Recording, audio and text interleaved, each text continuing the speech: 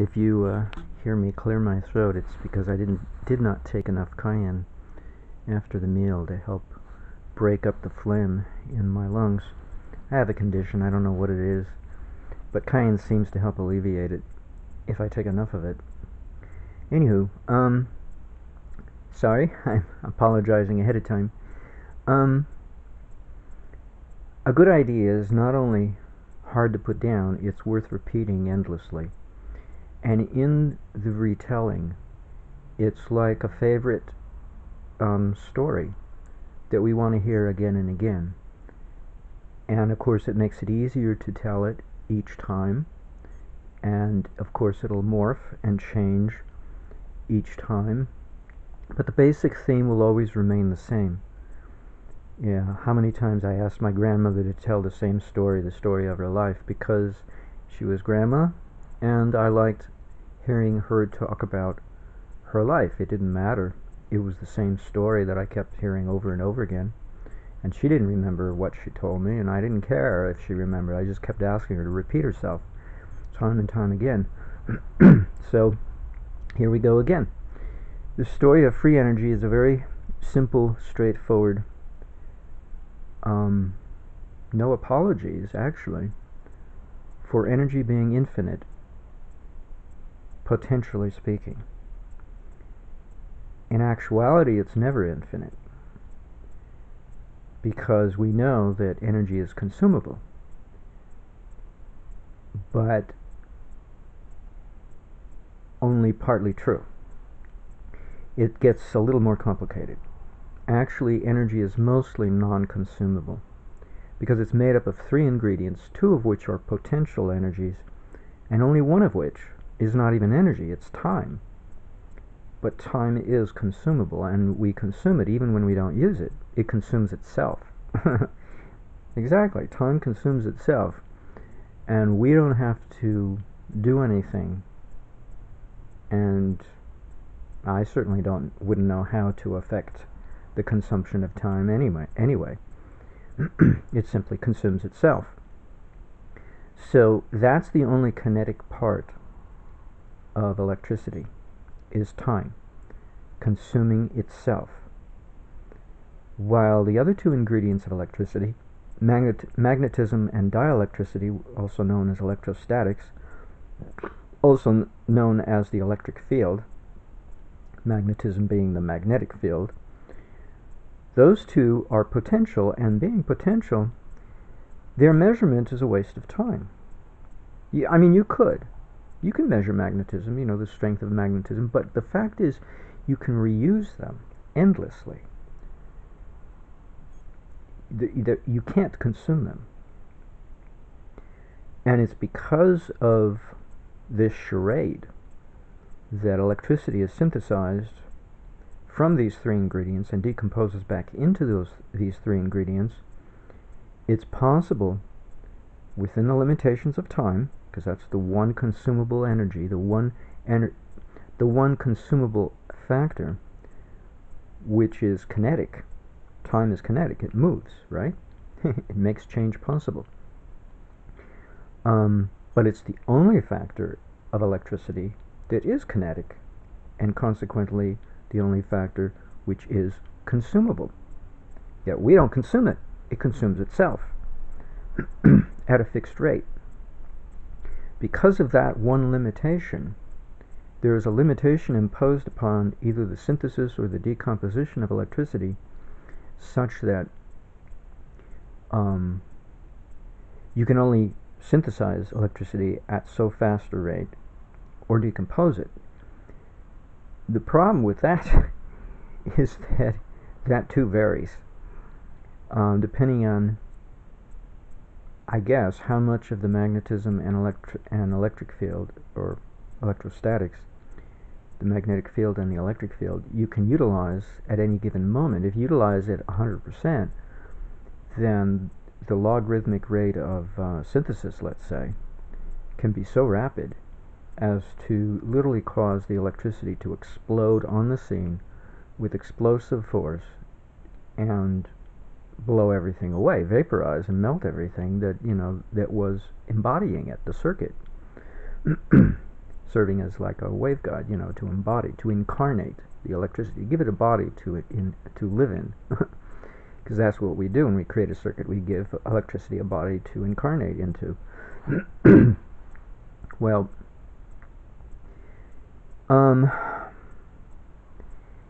what happens is, when you want to synthesize electricity, you have to make use of the pre-existing magnetic field and electric field of a live wire or a live component. In other words, there has to be some electricity zipping through the wire or zipping through that electronic component, let's say a coil of wire. There has to be some pre-existing electricity creating the magnetic field and the electric field surrounding that the wire of that coil in order to synthesize more electricity. It has to be already there. And how we get it there is of no concern of me or the formative process as well. It doesn't matter. It's up to you how you want to do it. Obviously there are consequences of efficiency, and that's where the logarithmic rate can vary. But aside from that, essentially though, if we're just talking essentially, it doesn't matter. Just so long as there's some electricity there, and it doesn't have to be a lot. It can be an infinitesimally small quantity. It really will largely depend at that point, you know, what is going to be your logarithmic rate of synthesis. You know, if it's not going to be very fast, then maybe you don't want to start out with a really teensy quantity of electricity. Maybe you want to start out with something more than a volt, you know, something more than an amp, or, you know, something more than a watt. Otherwise, but see, now that the other part is, when we're dealing with time, we're dealing with really fractions of a second that are so teeny weeny that the synthesis of electricity can be very rapid. And so, in watching it happen in the environment of a simulator, which is half make-believe, half reality, the reality being the laws of electrodynamics that we put into the simulator. If we left anything out, it's because we did not make enough laws.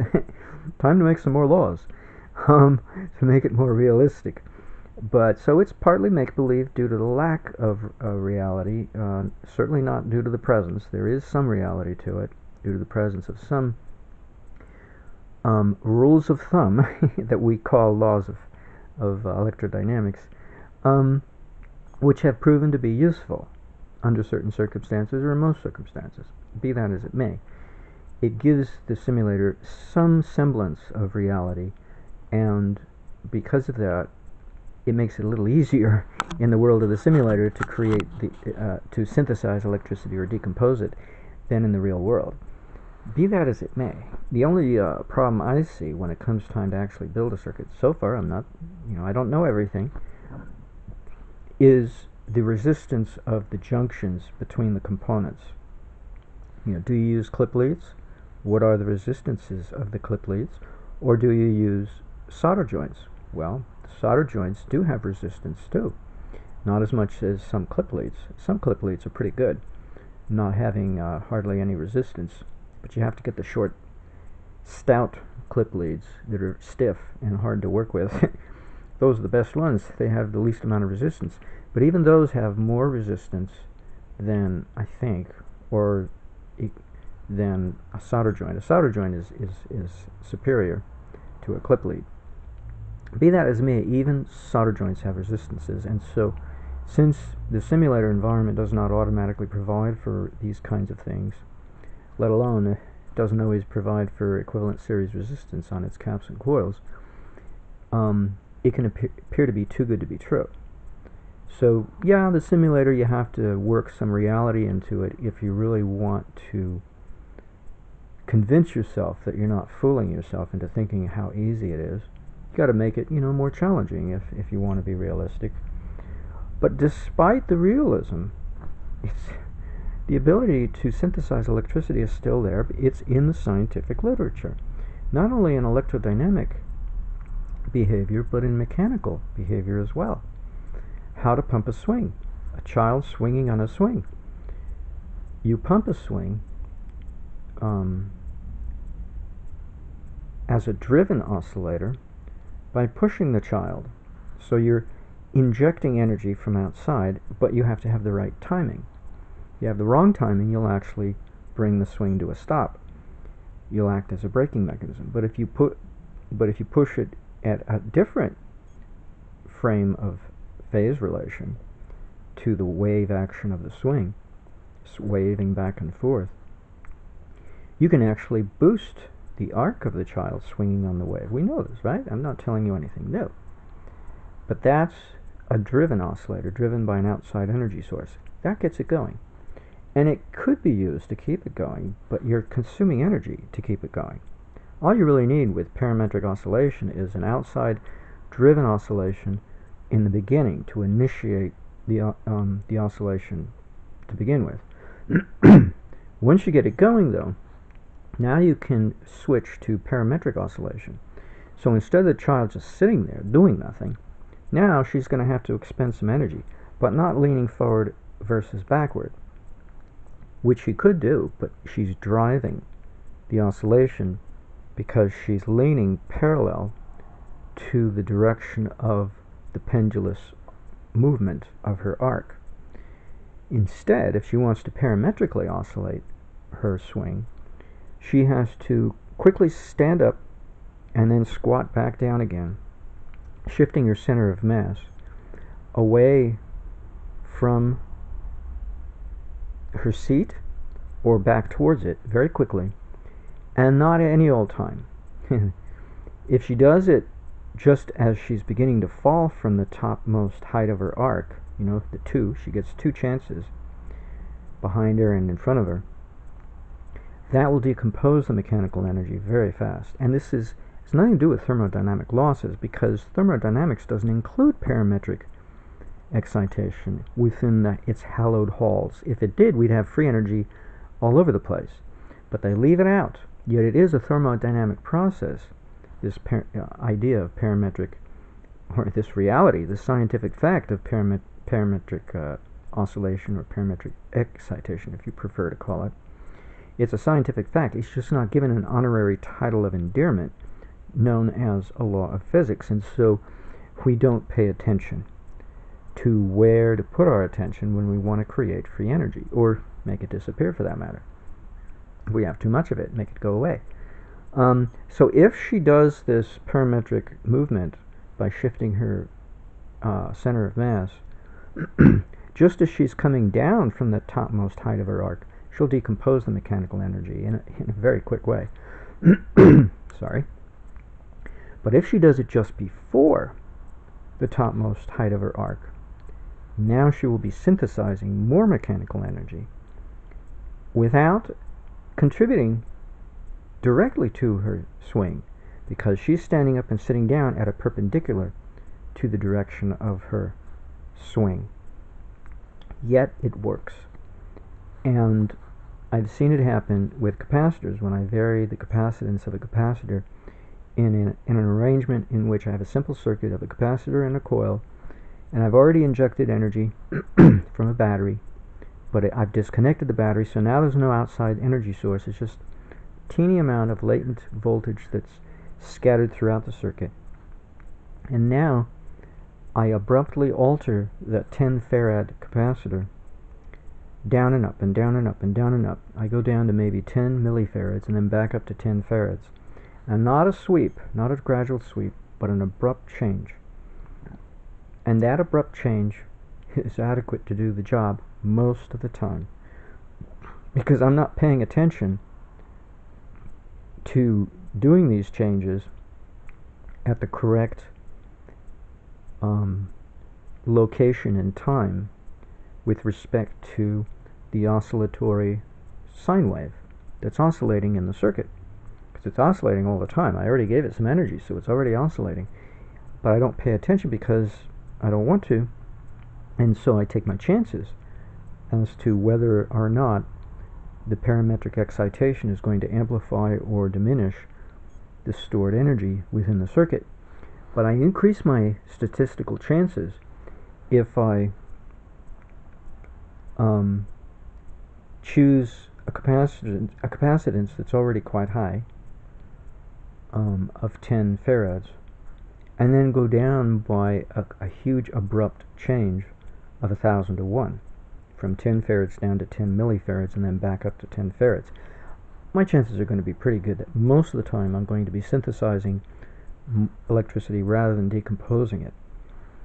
And the simulator is a robot, you know, it can't lie. It actually performs the game. And that's why we have these anomalies happen, because we're not taught them, because we don't make them into hallowed laws of physics to give them any due attention.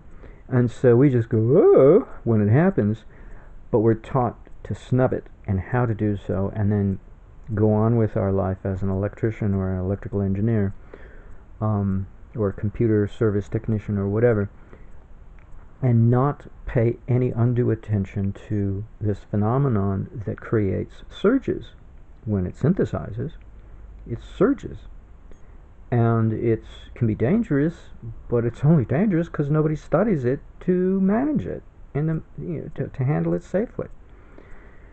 Which is what I do, spending a year and a half now in the simulator studying how to foster it, how to manage it, and how to harness it and make it useful. Those three pillars are very important, but it's done in stages. In the first stage, even before you foster it, well, the first stage when you foster it is it just explodes in your face and you don't know what to do about it. But at least that's a baby step in the right direction. You fostered it. Managing it is regulating it, and harnessing it is to make it in a format that is what we're accustomed to, our machinery is accustomed to, sine waves, AC, current, whatever, DC, and that's a whole nother deal. Be that as it may, the formation, the synthesis of electricity is endless over time, given enough time. You don't come up with an infinite amount, but potentially speaking, yeah, you could, given an infinite span of time to do so, because it's going to take you time, because it's a logarithmic rate, and that hampers you, it limits you as to how much you can create at any given time. It could be a humongous amount, but then you won't be able to manage it, so you've got it's a juggling act between how slowly do you want to do this so that you can manage it, but you don't want to make it too slow, so you don't want to sit around forever while it surges, but you don't want it too fast either, because then it blows up in your face and destroys your circuit. But the uncanny thing is, you never consume the potential energy. This is the point of this video. You never consume the potential energy that comprises electricity, namely the magnetism and the electrostatics, because they remain potential. They never become kinetic. They simply are bound together by the kinetic force of time. And when that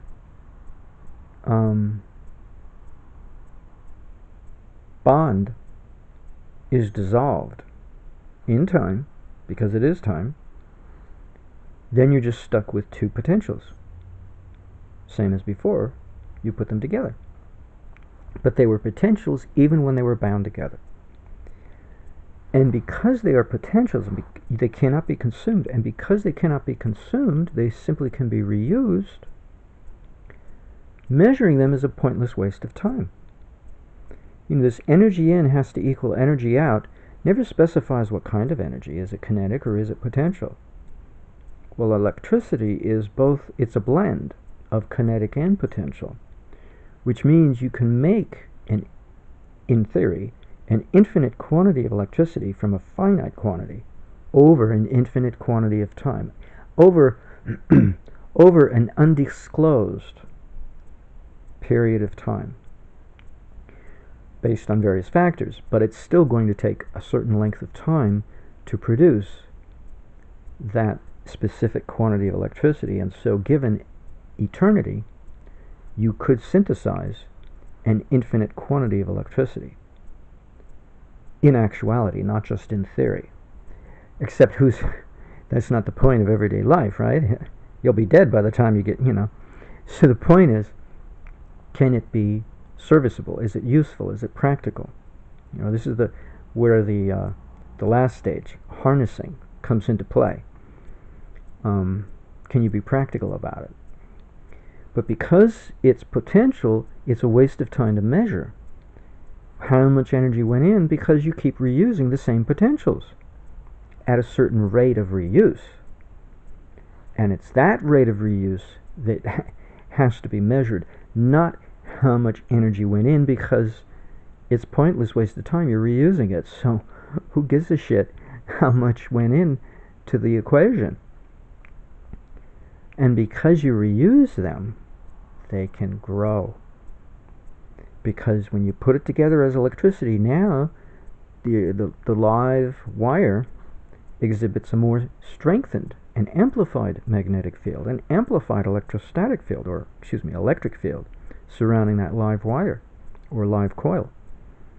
Even though it started out with a fixed amount of potential magnetic field and potential electric field energy level to start with, now it's increased.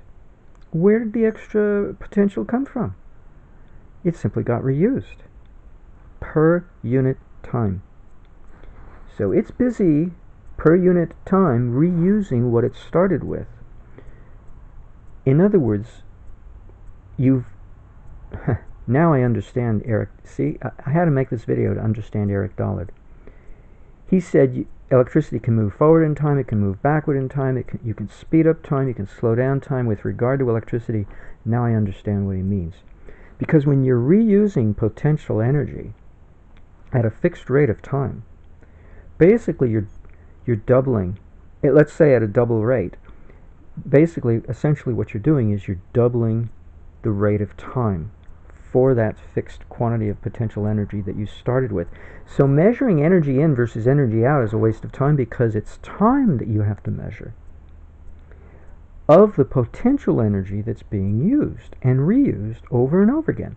So if you've got 1 unit of potential magnetic force, you know, they measure it in Gauss, let's say, and then electron volts, I guess, is the measurement of electrostatics.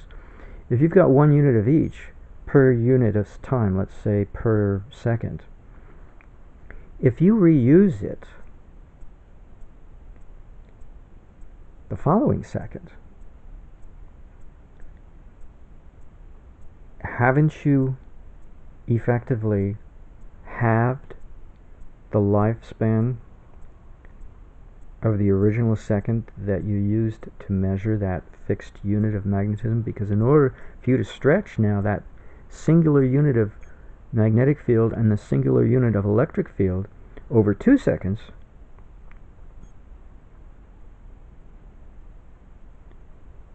either you have to admit that you've doubled the magnetic field and doubled the electric field, or that you've used them now not per second but per half second. Thus changing your joule, you know, what you end up measuring in joules, not per second as you did before, but per half second. It changes it forces you to measure it differently, because it doesn't come out the same. But this is only possible because of an understanding of what electricity is. It's not a singular entity. It's made up of 2 potential energies and time. And unless we can get that through our head, we're not going to get anything else through our head. We're going to be left spinning our wheels, arguing over pointless arguments, because the argument is pointless because it does not adequately address the situation. It does not accurately address the situation. We have to be accurate, or else we're arguing over fictions that are not even real, that are not even true. They're lies that we tell ourselves. Energy in has to equal energy out, as if that's the only thing to measure. We have to measure time, because time is interacting with all of this. You know, you don't just get charged for your electric bill based on how many watts you used. You get charged based on how many watts you used per hour. So time is a very intrinsic element, and we keep leaving it out Energy in has to equal energy out, as if time doesn't matter. Come on. Right there on its face, the argument is flawed. And a child could have discovered it if we allowed the child to speak up, instead of getting it straight from the horse's mouth, the teacher, because or the donkey's mouth, because the teacher is acting like an asshole, like a donkey, because they're more stupid than a child is, because a child could have found that flaw on its face. But what child is allowed to think critically? We don't encourage them necessarily, especially when we say, well, now we get into a realm filled with laws. Why don't we just throw away the honorary title? There used to be. I say honorary title for a reason. I better clarify myself, so you know where I'm coming from. It has never been made unconstitutional, the 13th Amendment. We just forgot about it. And then renumbered the 14th, the emancipation of slaves, as the 13th, and the 15th, whatever that was, as the 14th. But the 13th Amendment was ratified immediately prior to the War of 1812. And the British did not concede defeat and retreat because they did not fail in their objective, was to simply storm the Capitol in Washington, D.C. and burn the records of the ratification of the 13th Amendment. Our Constitution prohibited, or no, it did not prohibit, it discouraged honorary titles, but it never prohibited it. And so when the congressmen realized their error, their oversight, early on in the early days of the Republic, the early years, they decided to ratify a law, and it was ratified by the necessary quantity of states. Unfortunately, Britain found out, attacked us, burned the records, and so there was no record at the national level of the ratification of the 13th Amendment. Then some decades had to pass for the Civil War to take place, and then in that confusion, during the Reconstruction period immediately after the war, Congress found out they made another mistake, in that they were forced by Lincoln to continue to hold sessions in Congress, despite the fact that 9 congressmen had walked out of Congress in March of 1861, or either 9 or 11, I forget the quantity of southern states that walked out of the Union. But that left them short of the quorum necessary to do business. They needed a certain minimum of members present to do business. And so, but they did have a quorum to decide whether or not to do business in the future, and they decided unanimously, or by majority, let's say majority, play it safe, I don't remember, they decided by at least a majority to never again do business in perpetuity. In other words, at that point, the Constitution was dissolved and the Republic along with it. And the presidency of Lincoln was also vaporized. But he ordered the army didn't know any differently. They were ignorant of what had happened. He ordered the army to go to the congressmen's homes and at the barrel of a gun force them out of their homes back into Congress and continue to hold session despite the lack of their legitimacy.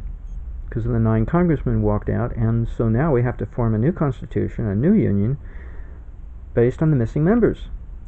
But Lincoln never allowed it. And he did a few other things that were a little, little to say the least, dictatorial, tyrannical. The very thing Jefferson did not want us to fall into. But Lincoln did it. So in the confusion following the aftermath of the Civil War, during the Reconstruction period, somebody realized their mistake, and so they incorporated. They formed the United States of America incorporated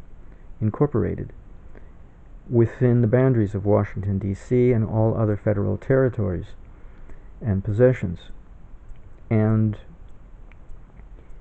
during that time, they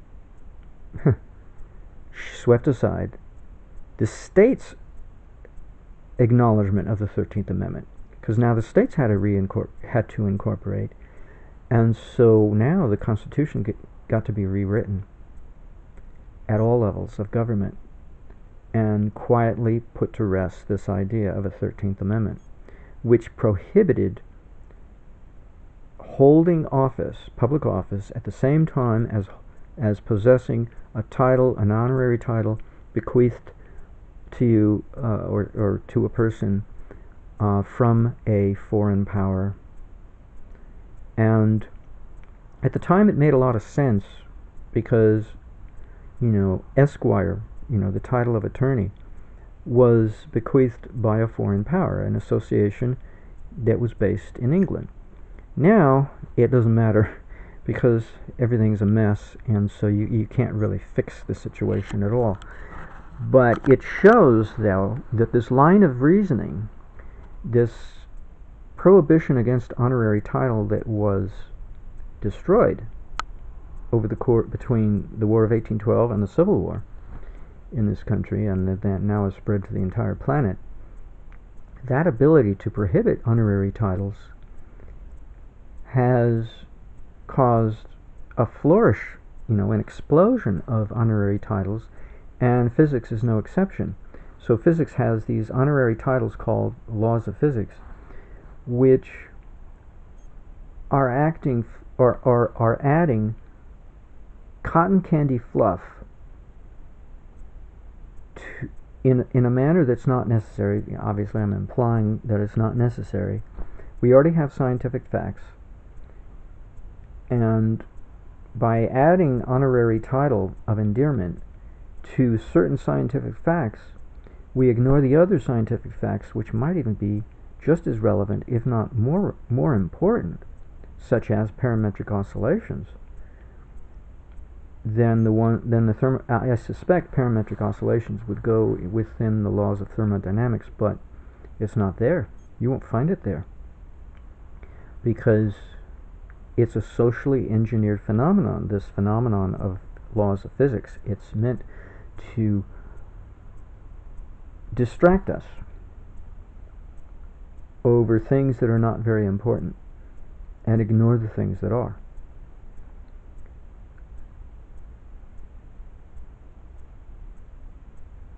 When I say important, how important is it that a coil converts electricity into heat, an inductive heating element? That's nice. How important is it that a battery converts chemistry into electricity? That's nice. But that's something you got to pay for. Well, that's great for the battery manufacturers and the rechargers and the power company giving you electricity for your electric heating and cooking. It's great for them. And it's great for the banking establishment because now we have all these utility companies taking money out of circulation. They have no business taking out of circulation because there's no reason for us to be charged for energy when it costs less than the postage stamp it took to mail us our bill to create that and distribute that energy in the first place and service it. That's how free energy is. It's relatively free. It's practically zero cost. There's some cost, but it's so little as to be a tragic joke that we're being charged as much as we are, or charged at all. But it's a nice scam to take money out of circulation so that we don't get hyperinflation, so that the Federal Reserve and the local city governments, when the cop writes you a ticket, a traffic ticket, a speeding ticket, for instance, and now that becomes money, it becomes valuable because it can be sold and traded on Wall Street and other various foreign exchanges to make money for that city government. It's a great tool, when governments can make money out of thin air, can shake the money tree, but we're not allowed to make free energy. It takes sovereignty away from the individual and puts it in the hands of the Federal Reserve and local city governments, that they can make all the money they want and still complain they never have enough and get away with it and fool us into thinking that they're honest and they never are. When it comes to money, it's the last thing they're honest about. But they have to take money out of circulation to prevent hyperinflation, or else the whole thing would collapse. And the IRS is the biggest way to take money out of circulation, but the utility bill is another. There are a lot of different ways of taking money out of circulation and then just sit on it in an investment pool, investment fund, such as when a city government buys a golf course or raging waters in San Dimas. The profits go into an investment pool and so get taken out of circulation, preventing hyperinflation. And that makes it possible to create more more money and not get too much inflation. And of course that free money gets given to their cronies to do whatever they want with it. Run government, Run government for free. And all we have to do is pay our taxes to take some of that free money out of circulation so we don't get hyperinflation. That's the only purpose for getting charged for something we already have technology for over 100 years that would have made all of this for free.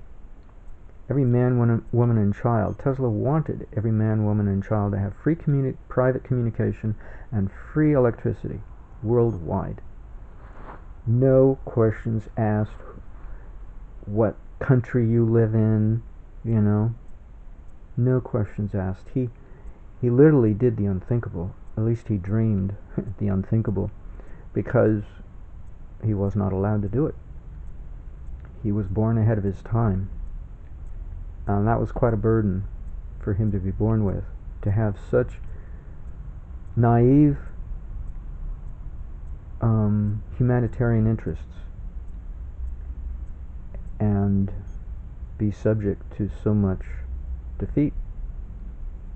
Literally, the guy, as much as we like to say how much he's done for us, he wanted to do a whole lot more, and he never got his chance. So we live in the ashes of his defeat and trying to make something out of it, when if you or I tried to do what he did, we wouldn't live very long. We would not, because the competition has gotten so stiff as to become quite violent. And the technology for erasing somebody is so advanced. Now you don't have to, hire a contract killer and he goes and he shoots you while you're sitting in your living room. It doesn't have to be so gross, like the movies, like Hollywood would depict it as being. It can be much more subtle, and you'll never know it. Oh, he died of a heart attack, Well, how did it come on? Why did it come on? The technology for giving somebody a cerebral hemorrhage, for instance, it's called psionic, Psionic, and no one will be the wiser, because not too many people know about psionic technology and what to do about it. How do you protect yourself, relatively speaking? But literally, we have technology to make it invisible that the assassin came after you. Literally make it. These are people getting away with murder, and they get away with it creating karma for themselves, but they don't know that yet. They don't know about the law of karma. They're so busy with the other laws of physics, they forgot about the law of karma. Hey, wasn't that a law of Sir Isaac Newton? For every action there is an equal and opposite reaction? Yeah, given enough time. See, time is always figures in there. Given enough time. Indeed. But anywho, this idea that energy in has to equal energy out is a waste of time to even consider, because we're reusing the same energy over and over again, and because it's potential energy, it's not kinetic, so we can't consume it. So why are we frickin' obsessive compulsive about measuring its inrush or outgush from a device? It's a waste of time to even consider. The only thing we should be measuring is time, and we keep ignoring that one. because it consumes itself. We don't consume it. Yet, that is the only consumable of electricity. Everything else is reused. And that's the magic behind energy appearing out of nowhere, is that it's getting reused. If you watch the making of the movie Gattaca, Uma Thurman and Ethan Hawke, the makers of the movie were limited on their budget, and they had to reuse the same set over and over again.